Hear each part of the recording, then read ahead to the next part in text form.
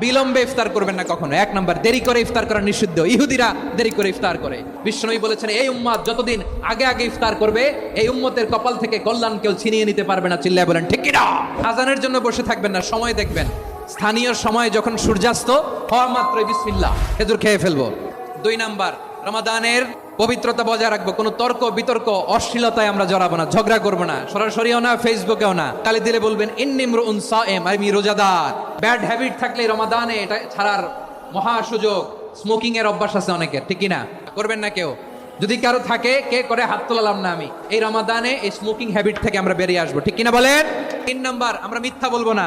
বিশ্বনবী বলেন, মানলাম ইয়াদা কাওলা যুরি ওয়াল আমালা বিহি ফালাইসা লিল্লাহি হাজাতুন ফি আইয়াদা তাআমাহু ওয়া শারাবা। যে রমজানে মিথ্যা কথা, মিথ্যা কাজ, মিথ্যা সাক্ষী ছাড়তে পারে নাই, তার না খেয়ে থাকা, উপবাস থাকা দিয়ে আল্লাহর কিছু যায় আসে না। 4 নাম্বার, অপচয় করব না। অপচয়কারী শয়তানের ভাই। আচ্ছা, যে শয়তানের ভাই ও নিজেও আরেকটা কি?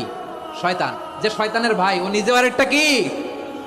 অপচয় করব না। ইফতারি করতে যে আমরা অনেকে অপচয় করি, এগুলো করবেন আপনারা না। অপব্যয় করব না। 5 নম্বরে, রিয়া, লোক দেখানো ইবাদত আমরা করব।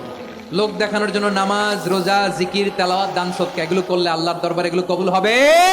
বিশ্বনবী বলেন, দাজ্জালের ফিতনার চেয়ে একটা বড় ফিতনার ভয় আমি করি। সেটা কি? আর রিয়া, শো অফ মেন্টালিটি, লোক দেখানো মানসিকতা। এটা থেকে আমরা বিরত থাকবো ইনশাআল্লাহ। 6 নাম্বার, অনেক গুরুত্বপূর্ণ। ব্যবসায়ী ভাইয়েরা, অনেক অসাধু ব্যবসায়ী আছে, রমজান আসলে নিত্য প্রয়োজনীয় পণ্যের মূল্য বৃদ্ধি করে দেয়। এগুলো করবেন না। মজুদদারি করবেন না। পণ্যের কৃত্রিম সংকট বাজারে করবেন না। আপনি লাখ টাকা কামায়া ভাবছেন যে রোজাদারদের কষ্ট দিয়ে ধনী হবেন। এমন রোগ আল্লাহ আপনারে দিবে, কোটি টাকা দিয়েও আপনি হাসপাতালের বিল পরিশোধ করার ক্ষমতা আপনার হবে না। খবরদার। শেষ বয়সে দেখবেন কি কষ্ট আপনার হয়। আপনি রোজাদারদের কষ্ট দিয়েছেন, আল্লাহ আপনার সুখে রাখবে? আল্লাহর দোহাই লাগে, আমার ব্যবসায়ী ভাইরা এটা করবেন না। আরব বিশ্বে আমরা দেখেছি, আরব বিশ্বের ব্যবসায়ীরা সারা বছরে ব্যবসা করে, রমজানে ভর্তুকি দেয়। আর আমার দেশের কিছু অসাধু ব্যবসায়ী রমজানে গলাকাটা ব্যবসা করে আর সারা বছর সইটার উপর দিয়ে চলে। চিল্লায় বলেন ঠিক কিনা? করবেন না, এটা করবেন না।